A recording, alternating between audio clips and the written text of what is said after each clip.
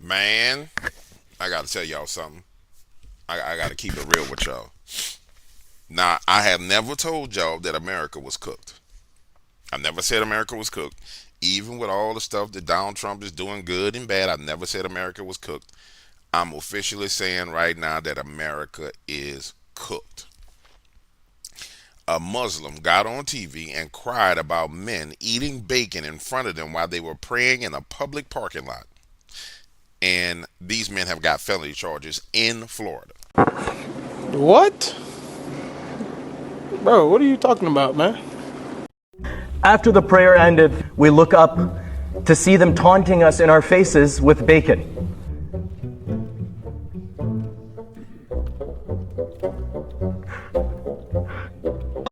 He's got to keep it down. In 1900, the world was 30% white. Fast forward 125 years, we are down to 7%. The Islamification of Europe is particularly aimed at the destruction of white people. The Islamification of America is aiming to meet the same goal. Our people, white Christian, European, Western civilization, we built the arts. We built the Colosseum. We have ran the world into the industrial age. And now, this people here, the Muslim community, is looking to drag us back. They're looking to oppress women, oppress homosexuals. They're looking to destroy everything that makes America great. President Trump, send ICE into Dearborn. These people have overstayed their visas. They're H-1B chain migration invaders, and they have come to this country to destroy our way of life. We know exactly your laws in your book about lying to our faces, pretending to be Americans, wearing your suits. But that doesn't happen anywhere else where you guys are in charge. There are 53 Muslim majority countries, and in all of them, it is tyranny, destruction, it is shithole living. We have to call it what it is. You guys don't live like we do. We don't want you in our country. We will come and eat your shawarma in Somalia, okay? We don't need it here in Michigan. We don't need it in any part of America. We have a right to self-determination. Damn right. Founding fathers fought and died for our posterity, for white Americans. Amen. And we're being driven out. You come here and you marry 4 or 5 women and you outbreed us. You change the laws. You make all of our country look like the places that you fled from. We don't want you here. Respectfully, get the fuck out of my country. I don't want you here. Boom, bam, bop, bada bop, boom, pow. I don't want you here. I don't want you here. I don't want you here. This is our country. And the people, the veterans, the World War II veterans, that's blood has soaked for our constitutional republic, are taking a look around Europe. They're taking a look around America, and they're saying, what the hell did we fight for? We have been taken over without a single shot fired. You guys are outbreeding insidious parasites on the American way of life. You will never look like us. You will never eat like us. You won't build buildings like us. You are nothing. You can build nothing. Just like President Trump's great American friends have said. You guys are not us, and get the fuck out. America first. America only. God bless America. Jesus is king. Middle East, buddy. Shut the fuck up. Jesus is king. Jesus is king. Jesus is king.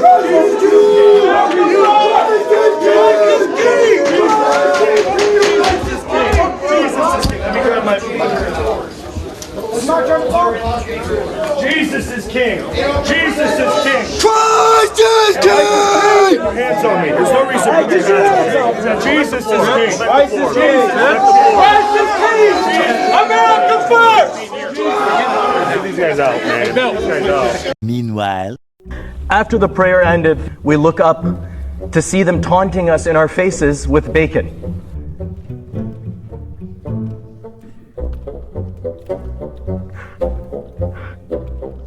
I'll have to ask my accountant about that.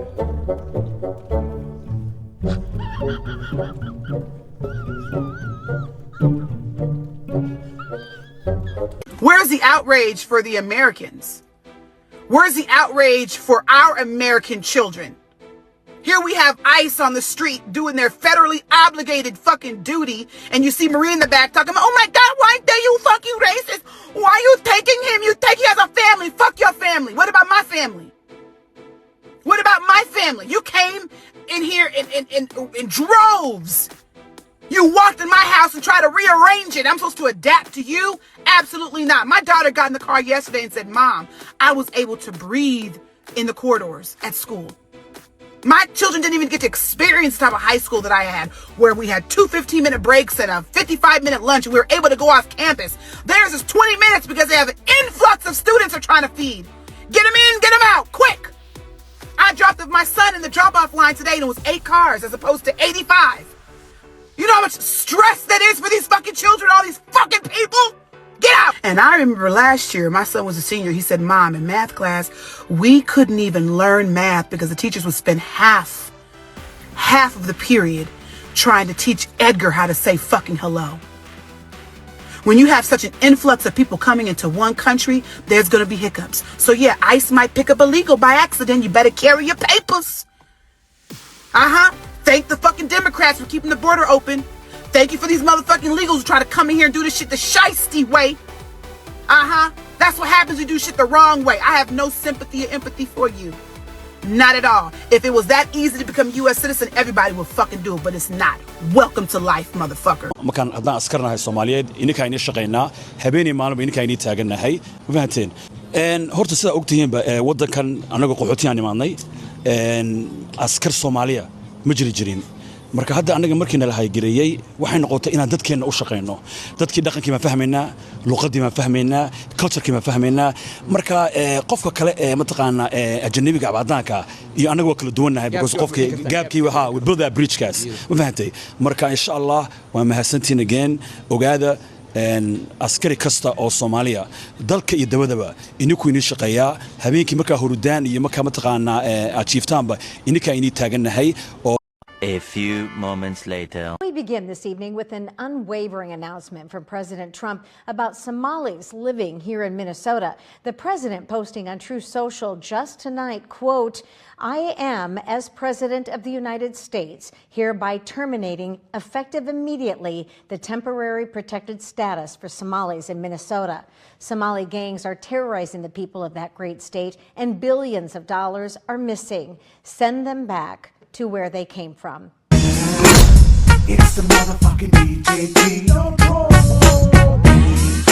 If you had a baby as of November 1 or are currently pregnant, you are eligible for up to $4,500. I would just have to be a kid. Dearborn RX Kids is finally here. We worked for this program for over 2 years, and if you're pregnant now, had a baby after November 1st, you're eligible. Dearborn produces more babies per capita than any other city in Michigan, roughly 1,700 babies, which is why it's important that this program is live and well right here in the city of Dearborn. Man, I got to tell y'all something. I got to keep it real with y'all. Now, I have never told y'all that America was cooked. I never said America was cooked. Even with all the stuff that Donald Trump is doing good and bad, I never said America was cooked.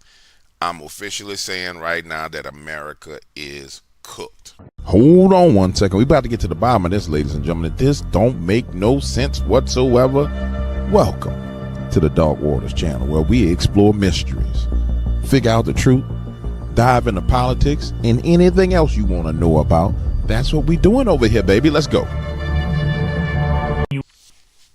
America's cooked. In Florida, the most conservative state there is, now the freedom of religion is being weaponized against Christians and men in this nation.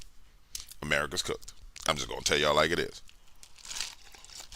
Now, the founding fathers, when they decided about having a freedom of religion, Islam was not a part of that. And this is where the problem comes in by having leaders who are fake-ass Christians. I'm sorry. I'm sorry. I don't think I've been upset about anything I've seen like I'm upset about this. In fact, I'm so upset about this, we're going to do something about this one.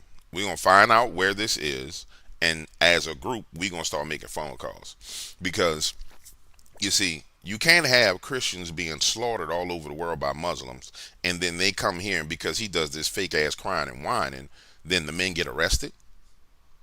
You can't have Muslims having Sharia law and Sharia courts all over the place and practicing their religion and their laws in a nation which is totally illegal, and then him crying and whine. Man, they missed me with this one. I mean, you missed me completely with this one. This shit right here is crazy. This right here is crazy.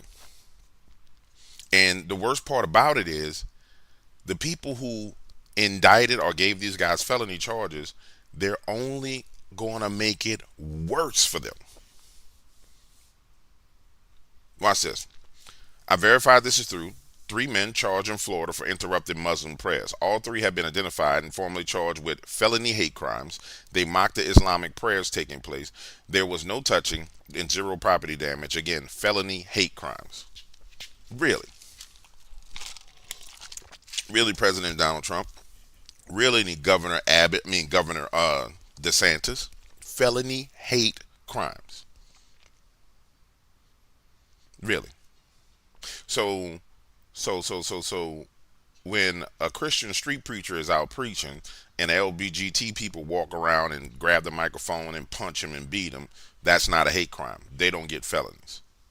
But these men get felonies because they ate bacon. Boy, let me tell you something. And the worst part about this is, the very worst part about this is, the judgment that's going to come for supporting these clowns. So you open a border to these fucking idiots, these heathens, and then you punish people while they pray in public on the ground. You can go in your house and pray. But they want to go in public to pray because it's a part of their takeover plan. So when they start praying in the streets, what you try and say is, I got to stand there and let them pray in the middle of the street and hold up traffic. When they ride horses up and down in the middle of the streets, hold on. Let me find some of this stuff. Let me find it. This is the actual incident.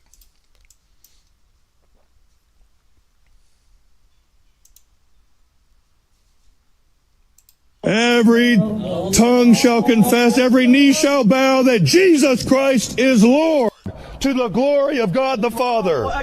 Jesus is Lord. Jesus is Lord. Bacon. It's really good.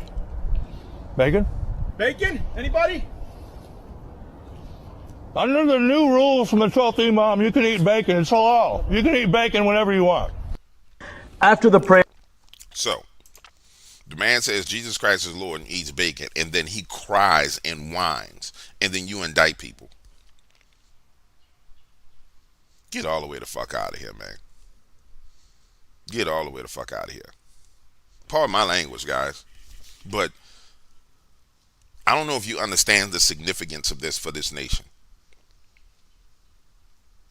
From a religious altar building perspective, it means that now they've got a judgment against Christians, which is going to empower their altars.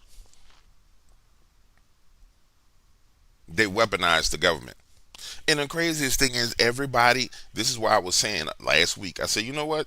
We need to wipe out the whole concept of idea of conservatism and just abandon it. And it needs to be, it don't need to be make America great.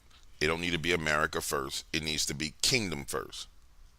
Because the rights and this nation has no honor towards Christian values and principles.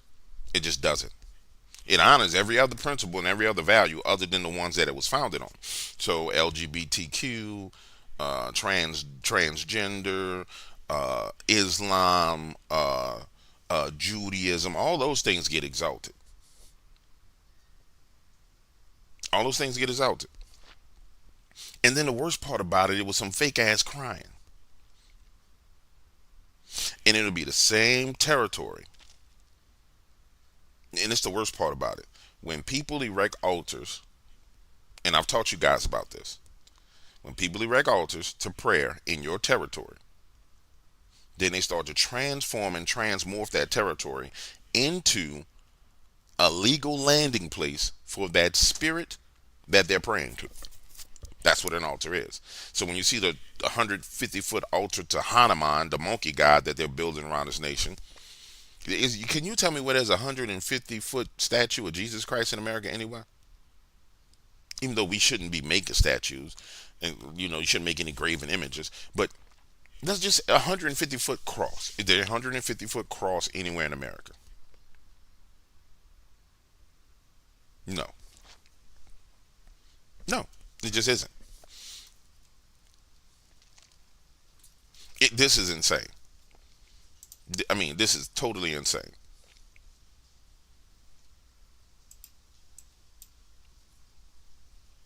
I mean, it's absolutely insane. Hi, I wasn't going to speak tonight, but I actually was, someone came up and asked me to, so this is very last minute. I did not feel prepared, but my name is Lauren Linderman. I live in West Dearborn on Nowland Street, and I love my neighborhood. I love my city. I'm American. My family has been in America since the 1640s. My family has been in Dearborn for 200 years. Anyone that's familiar with Dearborn will recognize my last name, Linderman, as well as the other last names in my family, like Van Houten, proudly in association with Detroit Police and Wayne County Homeland Security. Stop it right there. Stop it right there. Stop it right there. So your white ass done converted to Islam. And then you gonna come up here and you gonna speak about your family been here since in the 1640s. Your family wasn't no damn Muslims. In the 1640s, and herein lies the problem: America's being conquered. And my family's been here since 1640, and you know our name, Lindenberg and Londenberg. If your great grandparents was here and saw you with a damn veil on your head, they'll slap the piss out you. They'll slap the piss out you. And this is why you don't allow them to build altars and go into enchanting into the sun, to the moon, and to the stars in your territory. Because that's how territories are conquered. And so the three men that went out there and stood up to it, I don't know if they understood what they were doing or not in the spirit realm, but they were resisting in the spirit realm. They were standing in the spirit realm. And so the issue was, he ate bacon, and it's a hate crime so eating bacon is a hate crime. You get what the fuck I'm saying to you? Eating bacon is a hate crime. Getting ready to be a hate crime on the books. And here's the worst part about it. The Supreme Court, punk ass, is going to be too afraid to take it up. They're going to be too afraid to take it up. Because they're going to be too afraid to hurt anybody's feelings. Oh, I don't want to hurt anybody's feelings. Therein lies the problem. That's why America's going to be conquered. Because everybody's worried about hurting somebody's feelings. But it's A-okay. Because at the end of the day, what's going to happen is we're going to hit the point and we're going to reach the mark where they go crazy. And then that's when everybody going to get it. When they go crazy, they're going to get it. But here's a white girl who converted to Islam. Sitting up there standing talking about, I've been here since the 1640s. Trick wasn't no Islamicist in America and no freaking Dearborn in 1640. And then looking at her, you can tell she converted.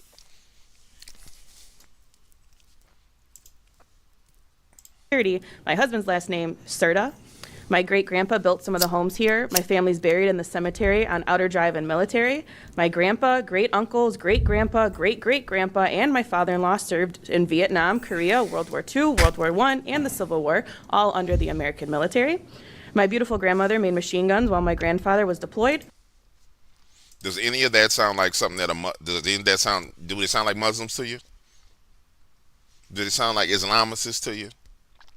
So she's using her whole entire family history and about to justify Islam. I'm going to fast forward to I'm going to speed her up.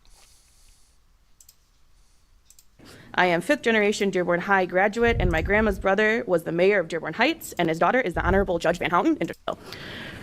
What I was going to talk about tonight was recently the snap cuts have been heavy on okay, that these issues aren't affecting us or our neighborhood. We need people left messages on my electric doorbell, knocked on my door personally to speak to me and say thank you, and an old man even left a really sweet note in my mailbox saying that he wasn't mobile, but he was able to walk down the street and grab food. 30 seconds.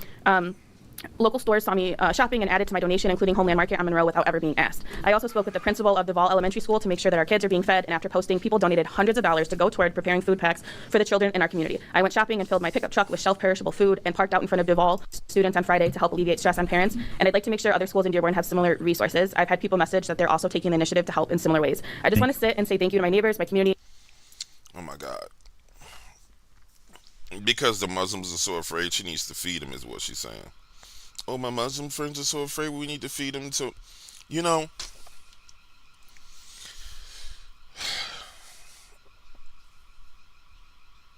this young lady is an example of what's coming for America. She really is. And I'm not about to run my blood pressure up with this. I'm really not. I do want to address something with you guys that I got a problem with. I got a huge problem with. So, people are not hitting the like button, and therefore I'm not getting into the algorithm. I know how to get into the algorithm on other topics. I know how to search engine optimize into other topics that will get a lot more likes. Those topics don't have anything to do with this. So I'm dependent on you guys to actually hit the like button. And it's funny because I know some of my friends be like, yeah, bro, I watch content, and I'm guilty of forgetting to hit the like button. Yeah, but I need you to hit the like button. I need you to remember to hit the like button, because what it does is it craters me like this. And then what it'll force me to do is it'll force me to dip into other content, and then my audience grows from those other people because they're more fanatical and they'll hit the like button. And so it puts me in a trap if you don't hit the like button. I had a friend of mine yesterday. He said, bro, when you going back on Alex Jones show? I said, man, I've been praying on it. And he was like, well, man, you know, you got a lot you can do for the nation. I said, bro, I can't get people to hit the like button. He was like, what do you mean? I said, I can do a video and get 5,000 views and 300 likes. And he was like, I don't understand it. I said, bro, the expectation is that people will go on and take on the most powerful forces in the world, but you can't get people to take a moment out to hit a like button. The expectation is for somebody to go and put life and treasure on a limb, but I can't get people to hit a like button. He was like, I never thought about it like that. I said, yeah. I said, do you understand the significance of that? And he was like, nah, I get why you're praying. And I understand it. You know, it's free content. You know, you got to do is tune in. You know, there's no real commitment. It's like, oh, I don't like what you're saying. But even if you don't like what the hell is being said, hit the like button. Even if you don't watch the whole video, hit the like button. So, I mean, I'm going to do an assessment today of my analytics, and I might have to go back to some of the things I was doing last year in order to bolster the numbers, because people don't hit the like button. Do I like covering these things? Yes, these are the most important things to cover, and these are the things that should be covered, but everybody knows YouTube plays games.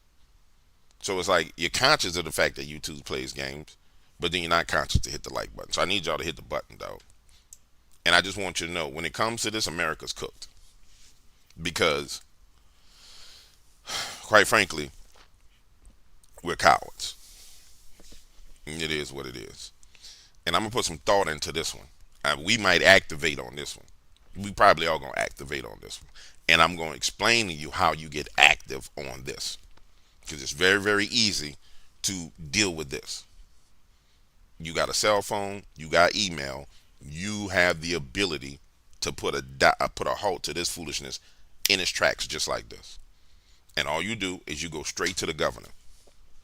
Go straight to the governor, Ron DeSantis, and you blow his phone line up. I mean, you blow his phone line up. But let me pray on it, because one thing I've learned is that God allows certain stuff to happen to get people's attention. And I'm 100% positive that the reason why they've been so boisterous and so loud in this nation is to wake people up. But this right here is about to be a huge thing this week. It's about to be massive subject. All right, ladies and gentlemen, the one and only James Williams. I'm out of here. Because while we were building up small businesses, while children were singing on their way to school, dozens of protests were marching through our streets, shouting about Muslims in America. Some of them were misled. Others came with hate in their hearts. One man wrapped the Quran in bacon and screamed at residents, And as I tuned in live, I heard him calling others monkeys and saying that they are incompatible with America. And he did this, ironically, while walking past our historic nativity scene at the old City Hall, a symbol of peace and a symbol that is sacred for thousands of Christian families in our city, and Muslim families as well. And yet, even then, Dearborn showed who we truly were. I saw one resident, a local barber, on his story. He shouted back that no matter what you tell me, I want you to know I still love you as my brother. He bought a case of water to start passing out to everybody marching by. And he told them that I hope the ignorance that has encapsulated your heart shatters one day. That is Dearborn. A place where neighbors show up for one another, where hurt is met with compassion, where hate is rooted out by dignity, by decency, and by our shared humanity. And so tonight, as those marchers walk the same road we walk every Memorial Day parade, the longest reigning Memorial Day parade in the state of Michigan, celebrating our centennial anniversary in 2026. The same street where we honor the fallen heroes who gave their lives and made the ultimate sacrifice. We were reminded of something fundamental. Courage is not loud. Patriotism is not cruel. And strength is not hateful. The marchers tried to divide, but Dearborn did what Dearborn always does. We stood tall. We are a city built by workers, by immigrants, by veterans, and by families who believe in the promise of America. A city where my daughters can sing their ABCs or Alif Ba Ta without fear. A city where a small business owner can dream bigger, but it's because their government actually delivers on their promises. So tonight, it's not about those who marched. Tonight is about us. It's about Dearborn. The story of Dearborn is, and always will be, a story of progress. And as long as I'm mayor, that promise will never be broken. Thank you. Thank you.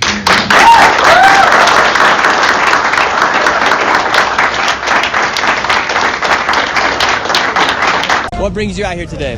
Well, I want to support the Americans in their free speech. And where are you from? I'm from the UK.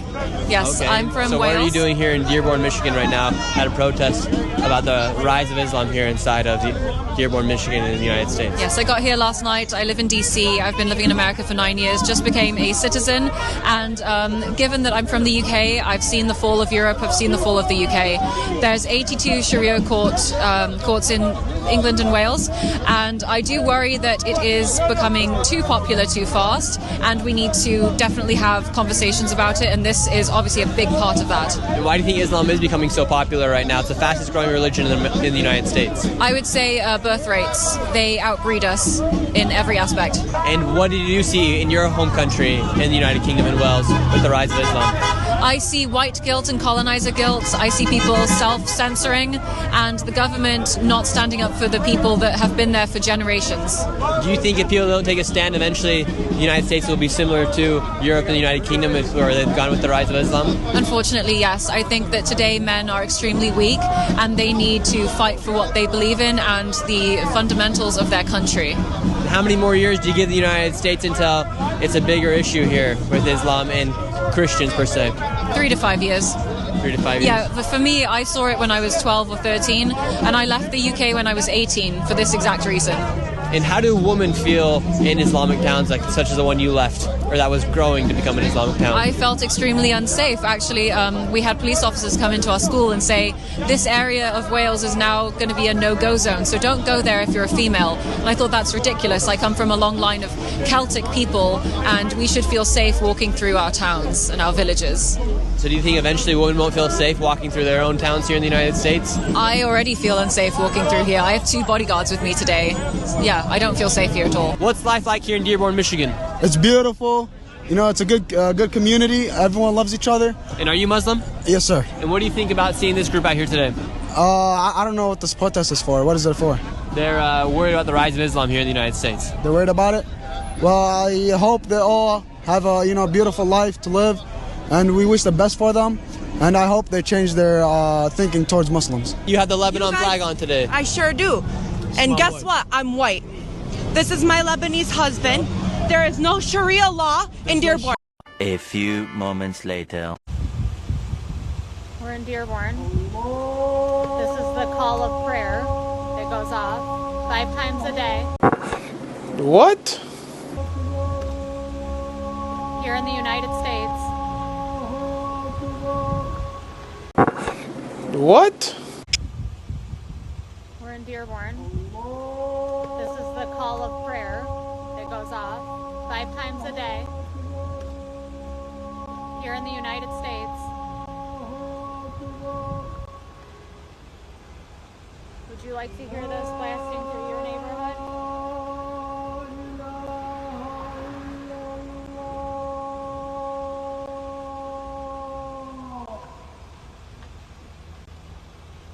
They don't have a choice of whether they hear this or not.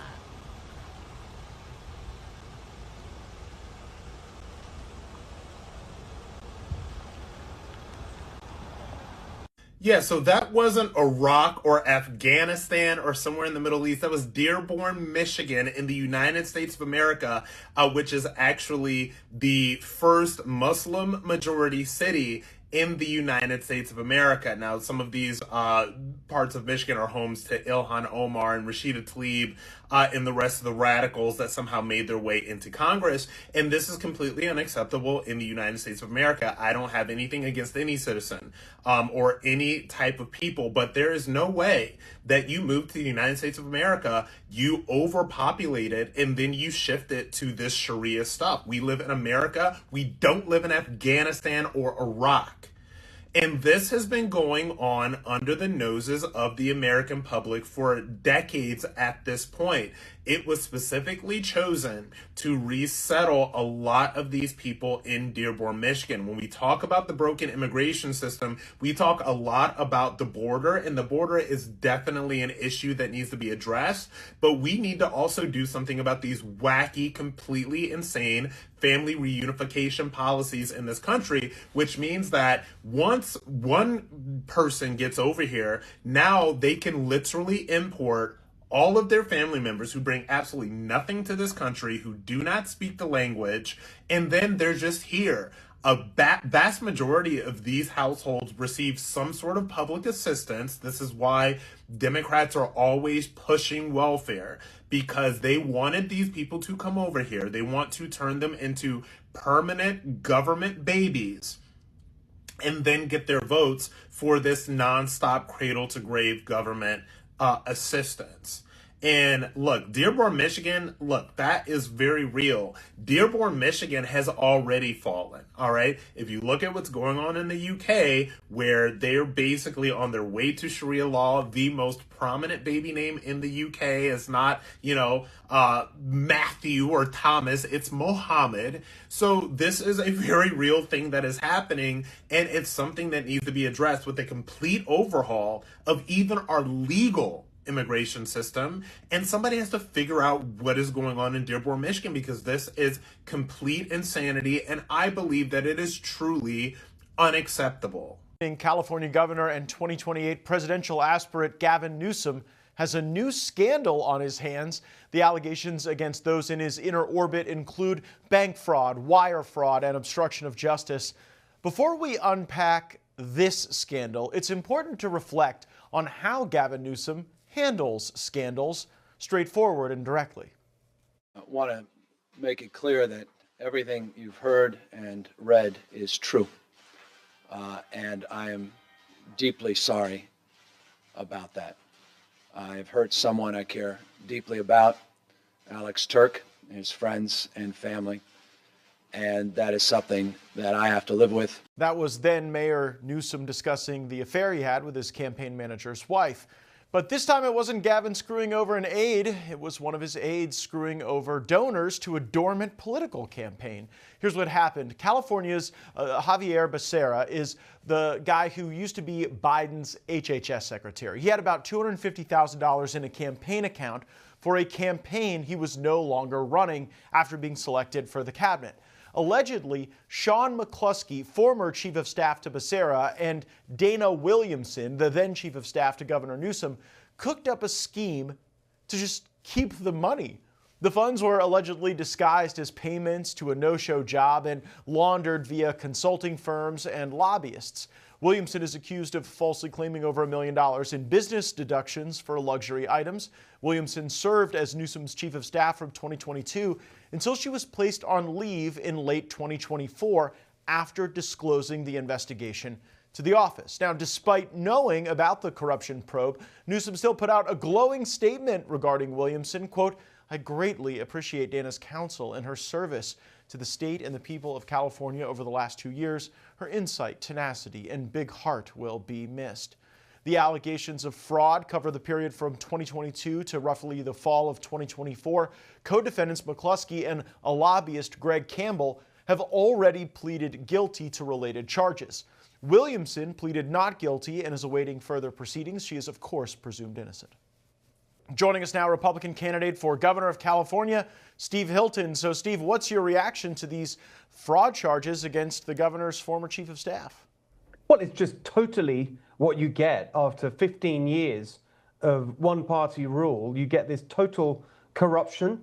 You have the entitlement, the arrogance. They think they can do anything, get away with anything, never any consequence for their failures.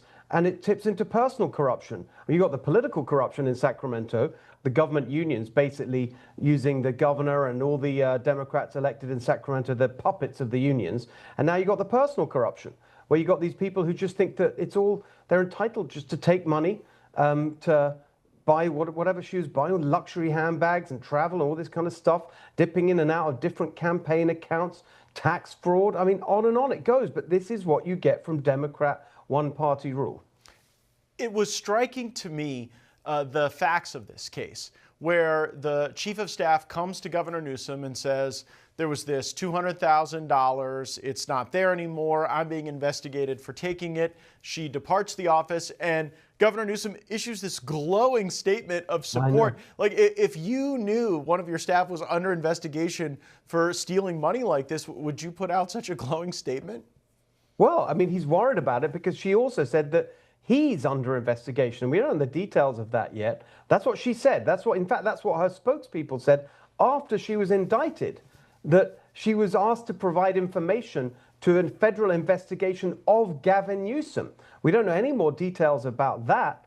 So this is, they're all in it together in this swamp in Sacramento. And it's such a cozy, kind of sleazy relationship. They've all been there for years, working for each other, moving around from one job to another.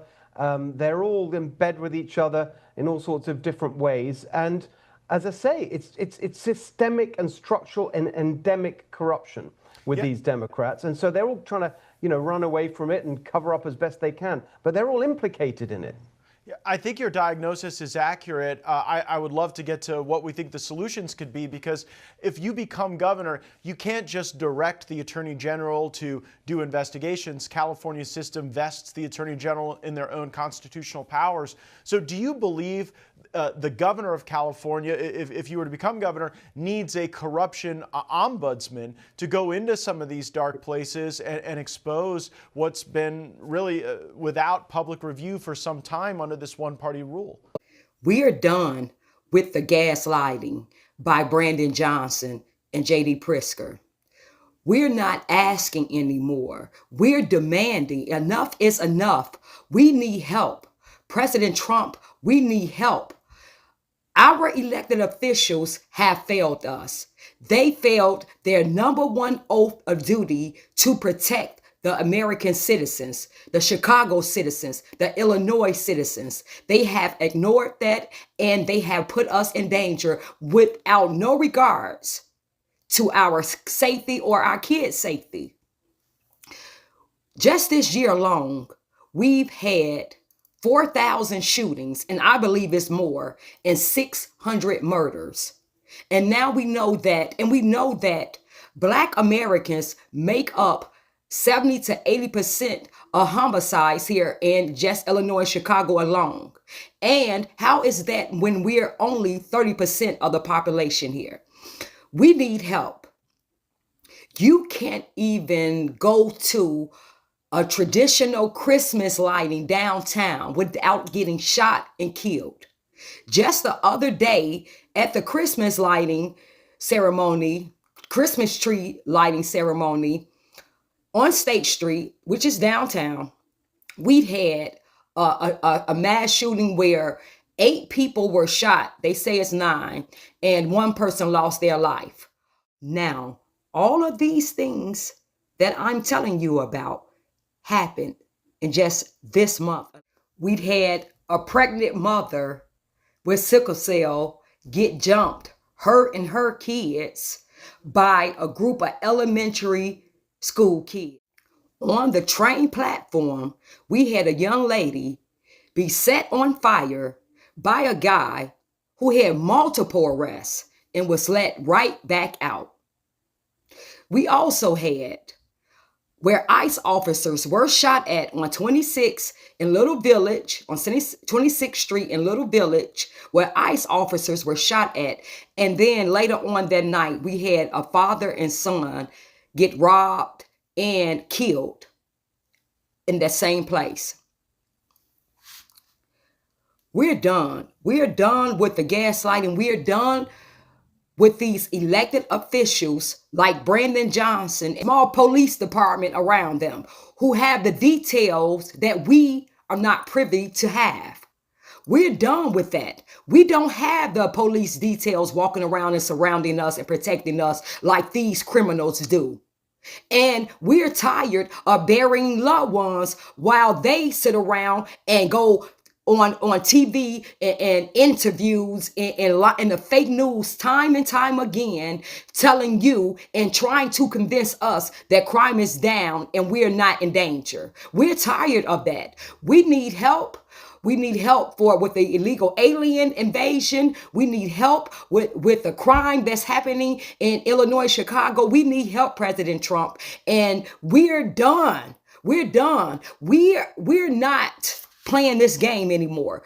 People are burying their loved ones every day because of this, while our elected officials are playing politics. We're tired. We're done. President Trump, we need you to come in, and we are not asking anymore. We demand some help, and we demand some investigations on these crooks. When it's time to go, you can choose how. You can wait for enforcement, or you can leave on your terms. The CBP Home app lets you self-deport with dignity, directly, and securely. Don't wait. Decide how it ends. Crying harder. Crying harder. Trump is your president. Crying harder. Crying harder. Trump is your president.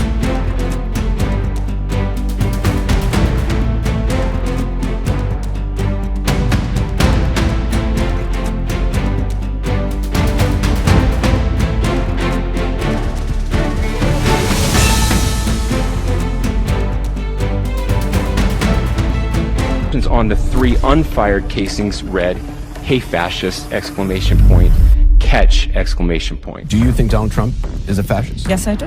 No one has ever been more dangerous to this country than Donald Trump, and he is a fascist to his core. And shut down the Senate!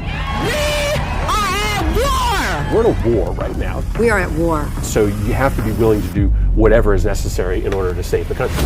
And that's why the gloves are off. Donald Trump and the MAGA Republicans represent an extremism that threatens the very foundations of our republic. And yes, there are many threats to democracy. We see it with these extreme candidates. I just don't even know why there aren't uprisings all over the country. Maybe there will be. But you can only push people so far. And then they start to take matters into their own hands. What the American public want is for us to bring actual weapons to this bar fight. This is an actual fight. You know, this is literally call to arms. The MAGA movement is a threat. But Michelle says that, when they go low, we go high. No. With all due respect, if they go low, we don't go high. When they go low, we kick them. We take them to the mud and choke them out. And make sure that they stay down. And you know what? Kick them when they're down, because they deserve it. Get up in the face of some Congress people. We are going to be in your face. We are going to be on your...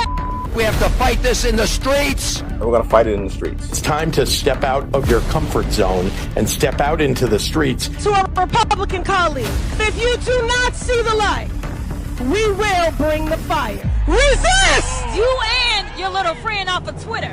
Y'all about to find out. And if you see anybody from that cabinet in a restaurant, in a department store, at a gasoline station, you get out and you create a crowd. And you push back on them. And you tell them they're not welcome anymore, anywhere. He's not going to have a third term. He may not finish this term. Yes, the last few days you woke up thinking there might be news. Just saying. Just saying. There will be news sometime. Just so you know, there will be news.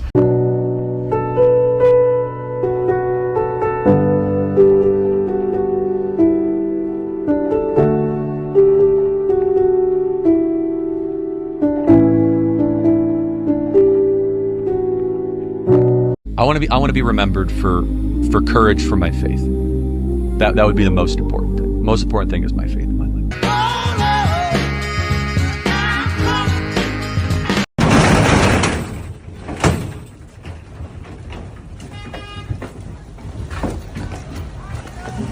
But if you're not happy in the U.S., if you're complaining all the time, very simply, you can leave. You can leave right now. Come back if you want. Don't come back. It's okay too. But if you're not happy, you can leave.